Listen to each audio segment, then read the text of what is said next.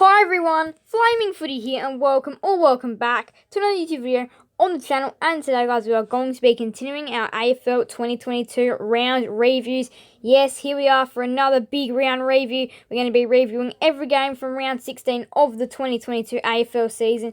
And I'll tell you, what a big round of footy we had in store. And it was a massive round of footy. We really learned some more about some teams pushing for finals and teams playing elimination finals, which could very well see their season just about over. So let's go ahead, hop right into things, round 16 review. So the first game of the round started up at the Gabba with the Brisbane Lions 16-12, 108, overcoming a gutsy Western Bulldogs outfit 9-13, 67. And the Western Bulldogs, they were strong early and they looked like they were going to take this game out early, leading at quarter time and having a good start into the second quarter. But then Brisbane, as they always traditionally do, regained momentum and had the lead at half time. And then they kicked 6 more goals in the third quarter to, well, land the knockout blow. And then again in the final quarter just went absolutely bananas. So it was a ripping game for Brisbane. Charlie Cameron was another good one. 4 goals. But it was a really important performance for Brisbane. The Western Bulldogs now again just more touches outside the top 8. And for teams like the Western Bulldogs, they're going to have to win some of these games. Got Sydney next week. It's a must-win. Teams are playing elimination finals now to get into the 8. Got an exciting run home. Brisbane, again, for them, they're another team trying to make the top 4, and this was just another strong showing as to why. So the Saints prove that they are still finals worthy on a ripping game of Friday night footy where they defeat a undermanned Carlton outfit 10-18, 78 Carlton. St Kilda 14-9, 93. St Kilda, if they can win a few more games like this, they can still make the 8. They are currently in 9th place, I believe, so they are still there. Their run home is tough, but it is doable if they win games like these. And Carlton, just not a good enough showing, and 10-18 doesn't win you a game of footy. And St Kilda, they were bringing the intensity in the first quarter. They were good in the first quarter, and then the second quarter, it was Carlton that got the momentum. They took the lead, and then the Saints just got it back, and they were on the right track, leading by 5 at half time. The third quarter was even, although the Saints just kicked away at the end to lead by around that 10-ish or so point margin. The Blues kicked the first 2 early goals, but then the Saints just responded and went bang, bang, bang to seal your deal. And this is a big game for St Kilda. Finals hopes are still well and truly alive for this team, who actually aren't a bad team either. And Carlton, who are now looking unlikely for the top 4 after a disappointing performance. But wow, what a game of footy we had here. Now to the MCG, we go for Saturday afternoon footy where Essendon, a very accurate Essendon, 15-5, 95, overcome the inaccurate Swans, 12-14, 86. Sydney this year, you don't know with Sydney. They've been a little bit at-ish this year. They almost lost to North Melbourne at the SCG. They lost to Gold Coast at the SCG. They lose to Essendon at the MCG. They beat Melbourne at the MCG. They smashed the Swans at the Saints at the SCG. You don't know with this team. They are a little bit, you don't really know what they're going to give. And this was a danger game for the Swans. The Bombers they were capable of winning this one. And that's exactly what they did. And they were down by 26 points and they came to win. And it was a very hungry Swans outfit in the first quarter. They played well. And then in the second quarter, the Swans kicked the first goal. And it was like, yep, obliteration. The Swans are a good side. But no, 1, 2, 3, 4, 5 Essendon goals gives them the lead. The Swans do regain it back. But again, though, the Bombers, they were just good in the second quarter. They kicked 5 goals to Sydney's 2. The third quarter was, again, an even battle, except inaccuracy, well, really being the strong thing for the Swans, which actually was why they were in front at 3-quarter time. And then the final quarter, the Swans again try and get out to that touching margin of around 3 goals. And then the Bombers just kicked the next 1, 2, 3, 4 goals to take the lead. And then the Swans kick one late. And then the Bombers get one late again to seal your deal. What a ripping game of footy and what an upset for the Essendon Footy Club. Now, Melbourne, they continue their brilliant season, overcoming a gutsy Crows outfit at the Adelaide Oval. Adelaide 10-5-65, lose to the Demons 14-10-94. The Crows are in this game full majority, but again, the Demons just proving that they are just a step better and too strong. Adelaide, they were down early by 18 points, 3 goals. They kicked the next 4 to take the lead, and then the Demons get one back late. Well, they get one back to even the scores, and then one late to take the lead back. The second quarter was a pretty boring quarter. The Crows got 2 goals, the Demons got just the 1. And then in the third quarter, the Demons kicked away. They kicked 3 goals to 1. And that was where the game was lost for Adelaide. The Adelaide Crows climbed back within 5 points at the halfway through the final quarter, but then the Demons just kick a few, and they are such a good team. Their midfield is amazing. They are definitely minor premiership favourites and probably premiership favourites this year. What another brilliant showing by Melbourne. And the Adelaide Crows, they did try.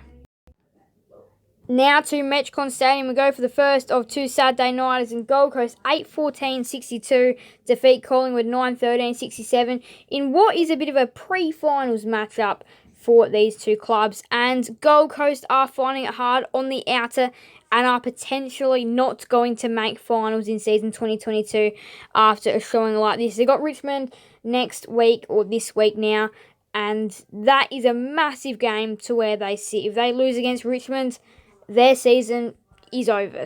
Well, could be over, and probably is over after that. Collingwood win by 5 though in this ripping game.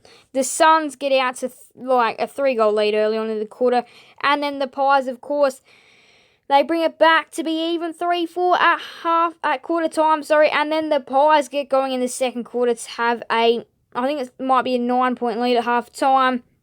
The third quarter, Collingwood kick 1 behind. The Suns kick 1 goal 5 to regain the lead.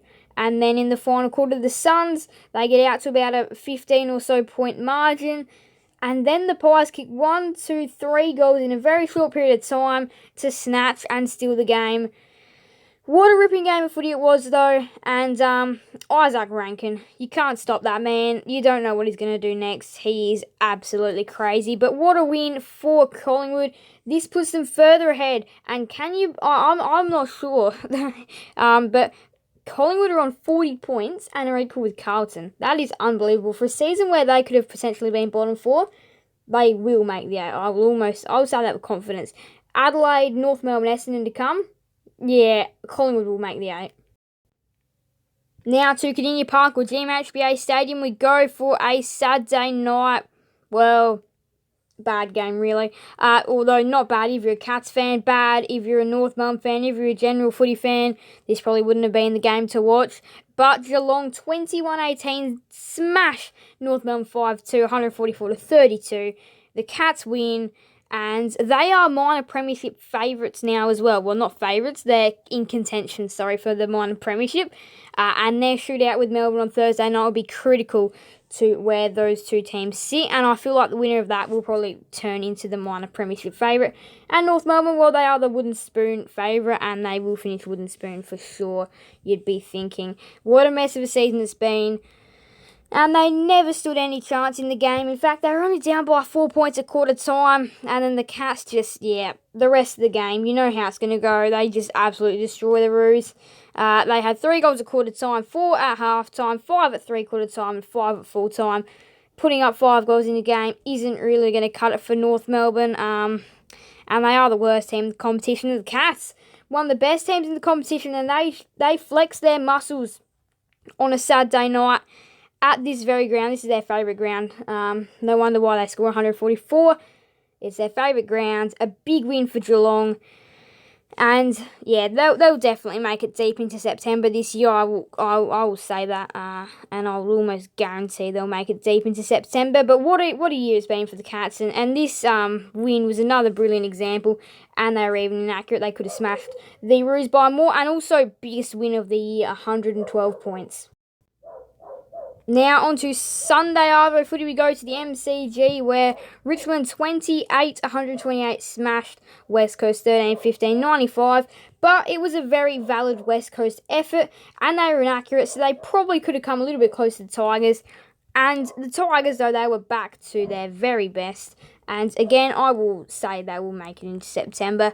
They were good in the first quarter, didn't get away, and then in the second quarter, well, that is where they really got away from West Coast. If West Coast had had a better second quarter, they actually could have won this game. But, yeah, Richmond had a very good second quarter. And then the third quarter is a West Coast. West Coast had a really good quarter in the third quarter. And then the final quarter, Richmond was just too strong to land some more knockout blows. But what a game of footy it was. And if you're a West Coast fan, I would say don't be too disappointed at this game, because this was a very valid effort by your side. And if you get what I mean by this term, but it's a mini win out of a loss. If you get what I mean. But it wasn't the greatest of games for West Coast, but they tried and they gave it 100%, and they actually came closer than what most people thought. And Richmond, though, back to some very good form, and yeah, I reckon they'll be making finals. Alright, now to your Sunday twilight game, if you'd like to call it, 3:20 start. And in a sopping rain, in absolutely pouring down conditions, it was the Giants by 22 points, GWS 11-6-72, defeat Hawthorn 7-8-50.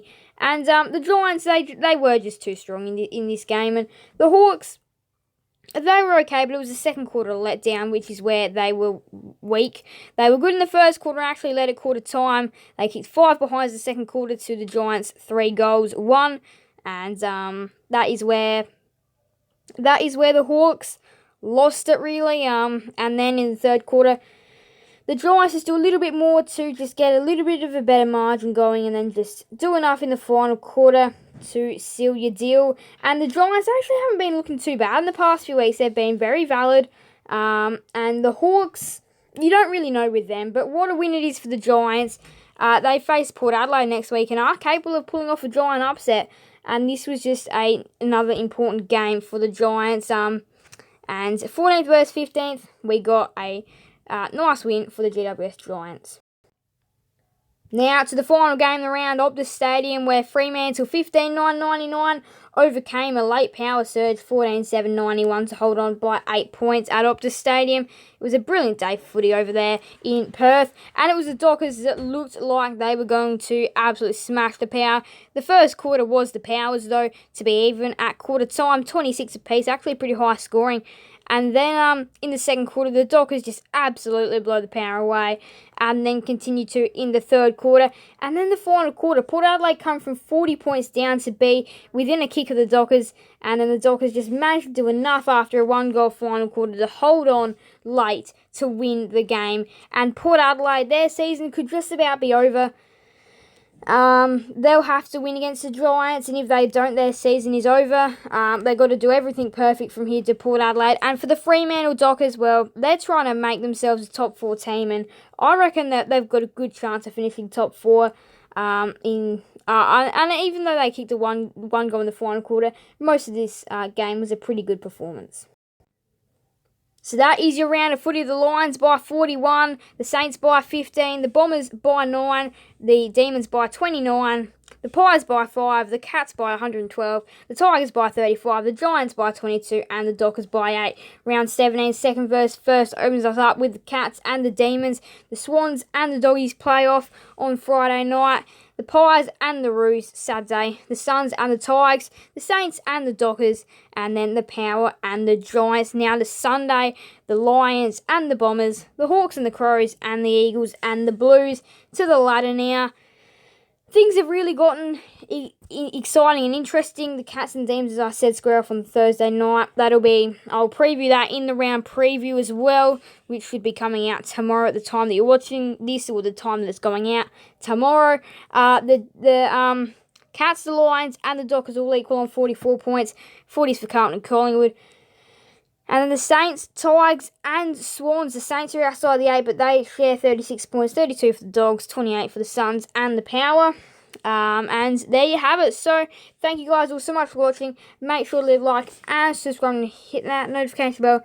See you guys when I miss another video on the channel. Thank you guys all so much for watching. Bye everyone. Flaming Footy.